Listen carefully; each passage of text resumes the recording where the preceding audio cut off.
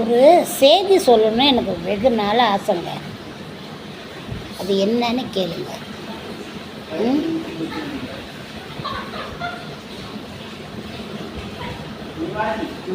நான் பிறந்ததுலேருந்து எனக்கு கஷ்டம் வந்துக்கிட்டே இருக்கு. அதுக்கு என்ன தீர்வு ஆகும்னு எனக்கு தெரியல. ஆனால் என்னை கொடுமைப்படுத்துறது எங்கள் வீட்டு ஜனமே என்னை கொடுமைப்படுத்துகிறாங்க. எவ்வளவு பாடுபட்டு சம்பாரித்து நான் உழைச்சி சேர்த்து வச்ச காசு பூரா எங்கள் வீட்டு ஜனத்திலேயே அழிஞ்சு போகுது. என்னை கஷ்டத்துக்கு கஷ்டமாக கொடுக்குறாங்க. எப்போ எனக்கு விடுதலை கிடைக்கும்னு எனக்கு தெரியல. ஒருவேளை மேலே போனால் பிறகு விடுதலை எனக்கு கிடைக்குமா, இல்லை இன்னும் கஷ்டத்தை ஆண்டவன் கொடுப்பாங்களா எனக்கு தெரியல. ஆனால் இது வரைக்கும் நல்லது மட்டும்தான் நான் செய்கிறேன்.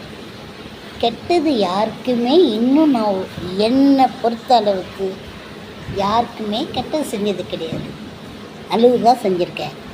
ஆனால் எனக்கு மட்டும் கஷ்டம் மேலே கஷ்டம் வந்துக்கிட்டே இருக்குது. ஏன்னு தெரியல. அதுக்கு என்ன வழின்னு எனக்கும் தெரியல. எனக்கு தெரிஞ்ச வரைக்கும் கஷ்டம்தான் பட்டுக்கிட்டே இருக்கிறேங்க. இதுதான்.